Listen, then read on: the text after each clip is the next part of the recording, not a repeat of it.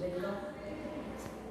आजच्या आपला तास आहे इयत्ता 10वीसाठी गणित भाग 1 आणि याच्यामध्ये आपण सराव संख्या 3 मध्ये जी आपल्याला कृती देण्यात आलेली आहे ही कृती आपल्याला सोडवायची. कृती म्हणजे काय आहे? एक उदाहरणच आहे, फक्त त्याच्यामध्ये आपल्याला काही गोष्टी दिलेल्या असतात आणि उदाहरण सोडून काही गोष्टी आपल्याला लिहायच्या असतात. कृती सोडवताना एक नियम लक्षात ठेवायचा, तर कृती पूर्ण लिहायची आणि ज्या ज्या चौकटी दिल्या आहेत त्या चौकटीमध्ये उत्तर लिहायचे आणि आपण म्हणजे जेव्हा तुम्ही कृतीपत्रिका सोडवणार त्याच्यामध्ये सुद्धा चौकटी लिहायची आहे. फक्त चौकटी लिहून सोडवायची नाही, तर ती पूर्णतः सोडवायची असते. आता आपल्याला आजचा जो प्रश्न आहे त्या कृतीमध्ये आपल्याला देण्यात आलेला आहे 4 ने भाग जाणाऱ्या नैसर्गिक संख्यांची बेरीज किती आहे हे काढण्यासाठी खालील कृती पूर्ण करा. 4 ने भाग जाणाऱ्या पण कितीच्या दरम्यान 1 ते 140. आपल्याला अनंतपर्यंत विचारलेलं नाही, तर 1 ते 140 यांच्या दरम्यान ज्या ज्या संख्यांना 4 ने भाग जातो त्या संख्या किती येते हे काढायचे आहे. हे काढण्यासाठी आपल्याला कृती देण्यात आलेली आहे. कृतीमध्ये पहिला तक्ता काय देण्यात आलेला आहे? 1 ते 140 च्या दरम्यान असलेल्या 4 ने भाग जाणाऱ्या संख्या. इथं तुम्हाला चौकट दिली आहे का? नाही, म्हणजे हे आपल्याला सोडवायचं नाही. पुढच्या याच्यामध्ये तुम्हाला बघा 1 ते 140, 1 ला 4 ने भाग जातो, निशेष भाग जातो नाही, 2 ला जातो, 3 ला जातो, 4 ला जातो, 4 ला 4 ने भाग जातो, 4 1 4. म्हणून पहिली संख्या 4, दुसरी संख्या 4 2 8, 4 3 12, 4 4 16. अशा पद्धतीने शेवटची संख्या किती? 1. म्हणजे जर समजा हे तुम्हाला उदाहरण म्हणून जरी परीक्षेत विचारलं तरी हे किंवा कृती स्वरूपात दोन्ही प्रकारे विचारू शकतात. मग शेवटची संख्या 140 आहे. 140 ला 4 ने भाग जातो का? 4 मधून 2 वजा केले 2. हा शून्य घेतला, एकातून एक गेला शून्य. परंतु 4 म्हणजे 20 किती आला? आपल्याला आपण 4 8 12 16 अशा पद्धतीने काय सांगितले आहे? 140 च्या दरम्यान म्हणजे 140 च्या आत मधली. 140 ला देखील 4 ने भाग जातो, परंतु आपण ती घेतलेली नाही, कारण 140 पर्यंत म्हटलेलं नाहीये, 4 दरम्यान म्हटलेलं आहे. म्हणून शेवटची संख्या किती दिली त्यांनी? 146. आता या संख्या एकूण किती आहेत म्हणजे यांची संख्या आपल्याला काढायची आहे. हे काढण्यासाठी पुढचे आपल्याला आहे ए म्हणजे पहिले पद. इथं चौकट दिली, मग या चौकटीत कोणता अंक येईल? 4. पहिले पद 4. सामान्य फरक किती आहे? लगतच्या दोन पदांमधला फरक किती आहे? 4 ने भाग जाणारा म्हणजे 4 येईल ना. 4 मध्ये 4 मिळवले तर 8, 8 मध्ये 4 मिळवले 12, 12 मध्ये 4 मिळवले 16. म्हणून सामान्य फरक किती आहे? 4. TN शेवटचे पद किती आहे? 136. TN आहे 136. या किती भरून झाल्या म्हणजे ही कृती पूर्ण झाली. आता इथं तुम्हाला सूत्र देण्यात आलेलं आहे. TN बरोबर A अधिक N वजा 1 गुणिले D. हे श्रेणीच्या n व्या पदाचं सूत्र आहे. मग शेवटचे पद TN ची किंमत किती आहे? 136. आता A ची किंमत सांगा किती आहे? 4. n वजा 1 यांची किंमत काढायची आहे, म्हणून आपण यांची किंमत टाकली आहे. आणि सामान्य फरकची किंमत किती आहे? 4. किती आहे? 4. आता हे जर सोडवलं तर इथं आपल्याला यांची किंमत मिळेल, बरोबर. मग याच्यासाठी आपण कच्चे जे काम करतो त्याच्यावर उदाहरण सोडून घ्यायचं. म्हणजे 136 बरोबर 4 अधिक. आता 136 मध्ये 4 वजा करावं लागेल, कारण 4 ह्या बाजूला बेरजेमध्ये आहे, ह्या बाजूला तो वजाबाकीमध्ये जाईल. म्हणजे 4 चं पक्षांतर केलं. 136 वजा 4 बरोबर n वजा 1. आता 136 मधून 4 वजा गेले, 6 मधून 4 वजा गेले 2, 3 3 1 1. याला गुणिले 4 आहे, गुणिले 4 n वजा 1.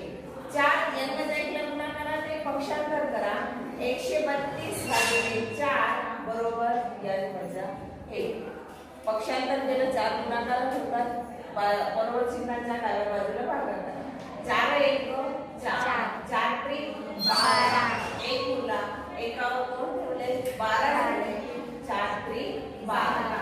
मग n वजा 1 बरोबर 33 आला. म्हणून n बरोबर हा 33 हा ऋण 1 आहे. तो काय पक्षांतर करून काय झालं अधिक 1.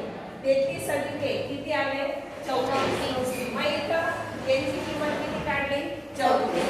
पुढे त्या सर्वांच्या बेरीज काढण्याचं सूत्र दिलेलं आहे. बेरीज संख्यांची बेरीज किती. मग बेरीज काढण्यासाठी Sn बरोबर n छेदी 2 2a अधिक n वजा 1 गुणिले d. Sn बरोबर n छेदी 2 यांची किंमत किती काढली आपण 34. 2a 2 गुणिले a ची किंमत किती आहे 4 अधिक n वजा 1 म्हणजे 34 वजा 1 आणि d ची किंमत 4. पुन्हा हे पूर्ण सोडवलं तर आपल्याला ही चौकट करता येईल. मग हे बघण्यासाठी आपण 34 भागिले 2 कंसामध्ये बघा 4 गुणे 8 अधिक 34 मधून 1 वजा गेला 33 गुणिले 4. बे 1 उरला बे 7 14. 17 कंसामध्ये 8 अधिक 4 त्रिक 12 हातचाले 4 त्रिक 12 आणि 1 13 किती आले 132. 17 गुणिले 132 अधिक 8 8 अधिक 2 10 हातचाले 1 3 आणि 1 4 81 1 म्हणजे हा 0. 17 गुणिले 14 हा गुणाकार आपल्याला करायचा. 17 गुणिले 14 238. मग बेरीज किती आली इथं 2380.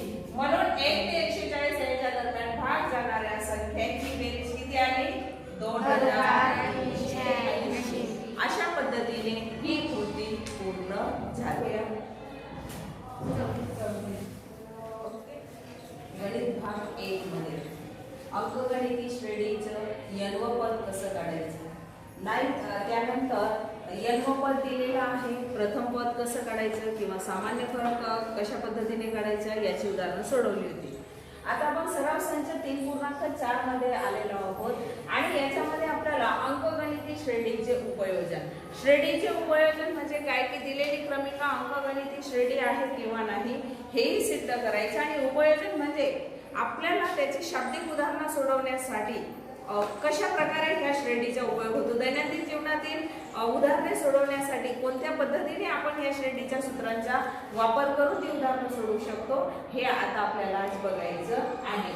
यामध्ये आपलं पहिलं उदाहरण काय आहे. सचिनने राष्ट्रीय बचत प्रमाणपत्रांमध्ये पहिल्या वर्षी 5000 रुपये गुंतवले, दुसऱ्या वर्षी 7000 रुपये गुंतवले, तिसऱ्या वर्षी 9000 रुपये गुंतवले. याप्रमाणे पैसे गुंतवल्यानंतर जर समजा त्यांनी 12 वर्षापर्यंत जर पैसे गुंतवले तर त्यांची एकूण पैशांची गुंतवणूक म्हणजे त्यांच्याकडे जमा होणारे पैसे राष्ट्रीय बचत प्रमाणपत्रांमध्ये बचत होणारे पैसे किती होतील. तर हे उदाहरण आहे. आपण सरळ पहिल्या वर्षी 5000 अधिक दुसऱ्या वर्षी 7000 अधिक 9000 असं जर समजा आपण करत गेलो तर ते उदाहरण आपल्याला वेळ खाऊ असेल. परंतु जर आपण अंकगणिती श्रेणीच्या सूत्रांचा वापर केला तर आपल्याला ते उदाहरण सोप्या पद्धतीने आणि अचूक त्याचे उत्तर काढता येईल. याला म्हणतात अंकगणिती श्रेणीचे उपयोजन. पण सचिनने जेव्हा प्रमाणपत्रांमध्ये रक्कम गुंतवलेली आहे ती बघा 5000 नंतर 2000 ने वाढले 7000 पुन्हा 2000 ने वाढले 9000. ही वाढ ठराविक आहे की नाही ती कशा पद्धतीने बघा. पहिल्या वर्षी 5000, दुसऱ्या वर्षी 7000, तिसऱ्या वर्षी 9000. अशा पद्धतीने कुठपर्यंत 12 वर्षापर्यंत 12 वर्षापर्यंत त्यांनी रक्कम गुंतवली. तर 12 वर्षापर्यंत रक्कम गुंतवल्यानंतर त्यांची एकूण गुंतवणूक किती होईल हे आपल्याला काढायचं आहे. यासाठी आधी ही अंकगणिती श्रेणी आहे किंवा नाही हे आपल्याला सिद्ध करायचे आहे. म्हणजे T1 बरोबर पहिले पद किती आहे 5000, दुसरे पद 7000, तिसरे पद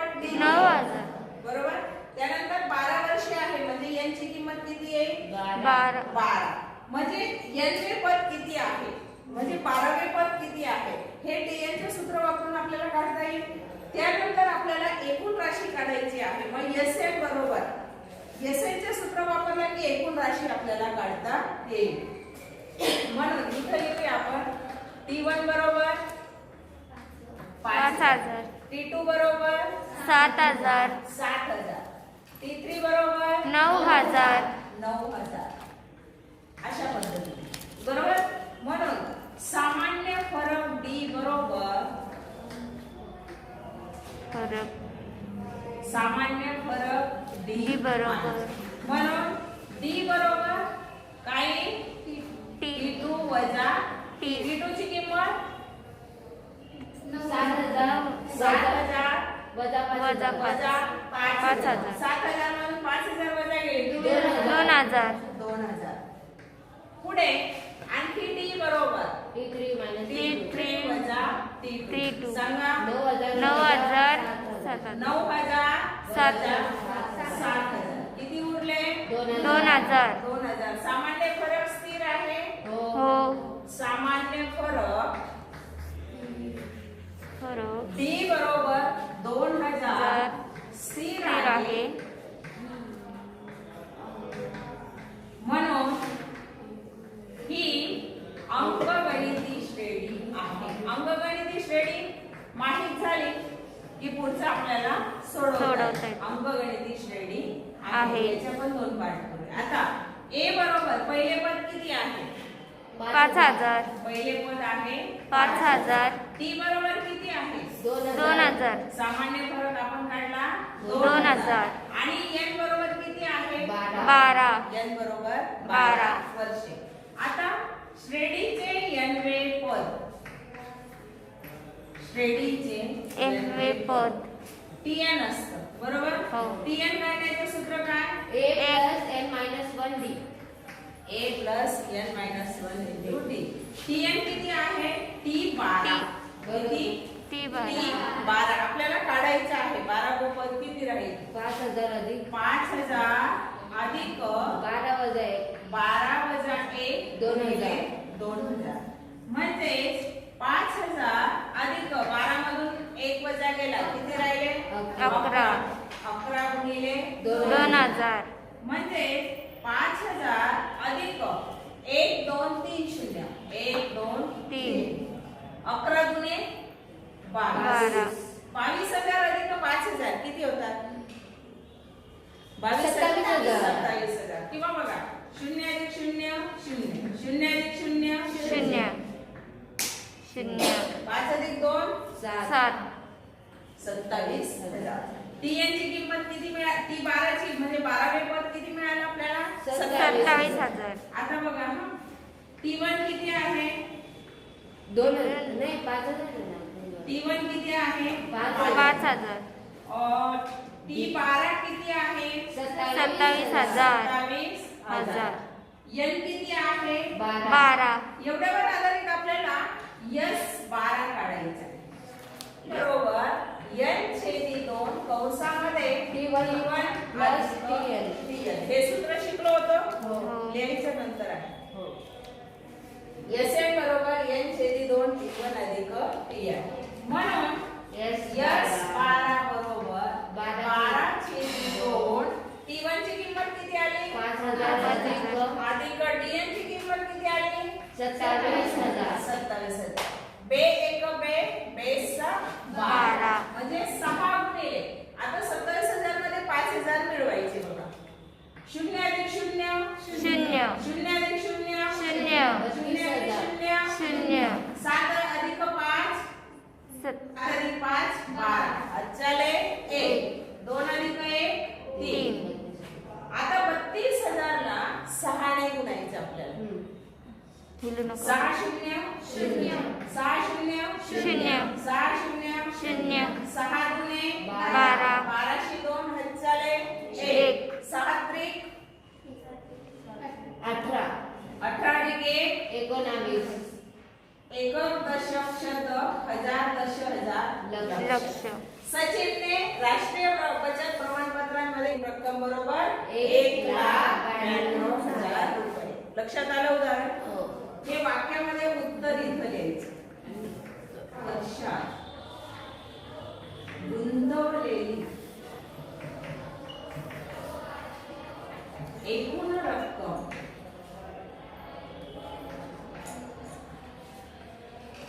बरोबर रुपये 1,92,000. उदाहरण सोडवण्याची पद्धत समजली? सोडवायचंय. उदाहरण आपल्याला काय दिलेलं आहे? जागतिक पर्यावरण दिनानिमित्त त्रिकोणाकृती भूखंडावर वृक्षारोपणाचा कार्यक्रम आयोजित करण्यात आला. पहिल्या ओळीमध्ये एक झाड लावलं, दुसऱ्या ओळीमध्ये 2, तिसऱ्या ओळीमध्ये 3. अशा किती ओळी झाडं लावली? 25. तर एकूण किती झाडे लावली हे आपल्याला काढायचंय. आता बघा, त्रिकोणाकृती भूखंड म्हणजे समजा असा भूखंड म्हणजे जमिनीचा तुकडा, बरोबर? याच्यामध्ये पहिल्या ओळीमध्ये किती झाडे लावले? 1. दुसऱ्या ओळीमध्ये किती झाडे लावले? 2. तिसऱ्या ओळीमध्ये किती झाडे लावले? 3. चौथ्या ओळीमध्ये अंदाजे किती झाडे लावले असतील? 4. अशा एकूण किती ओळी केल्या त्यांनी? 25. म्हणजे नॅचरली 25व्या ओळीमध्ये 25 झाडं असतील की 25व्या ओळी 25व्या ओळी 25 झाडे.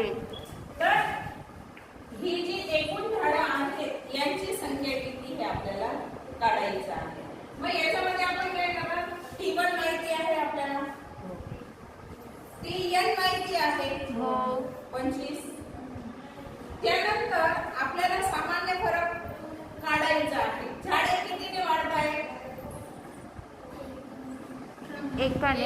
एकाने वाढत आहेत. पहिल्या ओळीत 1, दुसऱ्या ओळीत 2, तिसऱ्या ओळीत 3, चौथ्या ओळीत 4, एक-एकने वाढत आहेत. म्हणजे तो आपण सामान्य फरक काढू आणि एसआयचे सूत्र वापरलं की आपल्याला एकूण झाडांची संख्या मिळेल.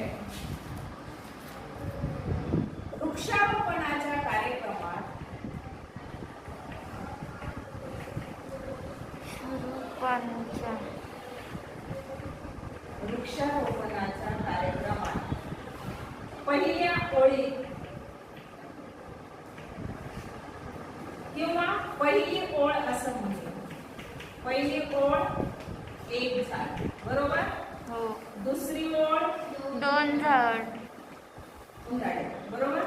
तिसरी ओळ 3 झाडे.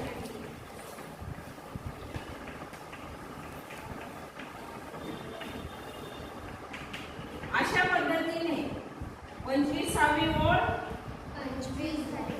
25वी ओळ बरोबर 25 झाडे, बरोबर? म्हणून क्रमिका कशी तयार होईल बघा. 1, पहिल्या ओळीत 1, दुसऱ्या ओळीत 2, तिसऱ्या ओळीत 3, किती झाडे? शेवटच्या ओळीत 25.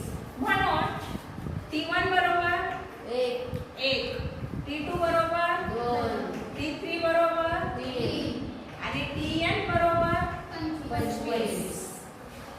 सामान्य फरक D बरोबर 1. D बरोबर आपण काय म्हणतो? T2 वजा T1 आणि D बरोबर काय म्हणतो आपण? T3 वजा T2. टाका तिथे टाकला. सांगा. 2 वजा 1 बरोबर 1. पुढे 3 वजा 2 बरोबर 1. सामान्य फरक स्थिर आहे.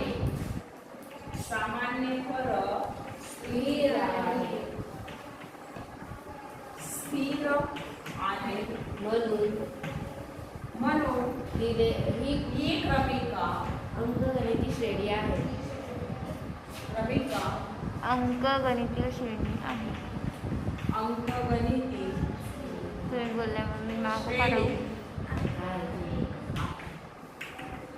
A बरोबर किती? 1. सामान्य फरक D बरोबर किती? 2. T 25 बरोबर किती? 25 आणि N बरोबर किती? 25. N बरोबर 25. म्हणून श्रेणीतील N पदांची बेरीज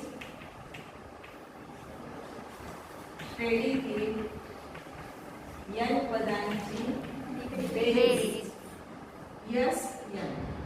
यस n बरोबर n छेदी 2 t1 अधिक टी. यस 25 बरोबर 25 छेदी 2 t1 ची किंमत किती काढली आपण? 1 आणि tn ची किंमत 25 बरोबर 25 छेदी 2 गुणिले 25 अधिक 1 किती आले? 26. बेक बे. बेक बे बेत्रिक 6. 6. आता 25 गुणिले 13 13 एक 13 13 दुने 26 33 39 13 52 13 पाचे 13 पाचे 65 अशी 5 हच्चाले 6 6. 13 दुने 26 26 अधिक 6 करा 27. 29. 30. 32 32. किती आले? 32. 32 समजलं? म्हणून उत्तर लिहायचे. काय लिहायचं? उत्तर. त्रिकोणाकृती भूखंडावर त्रिकोणाकृती भूखंड. भूखंडावर 25 ओळी एकूण 325 झाडे लावली. किती झाडे लावली? 325 झाडे.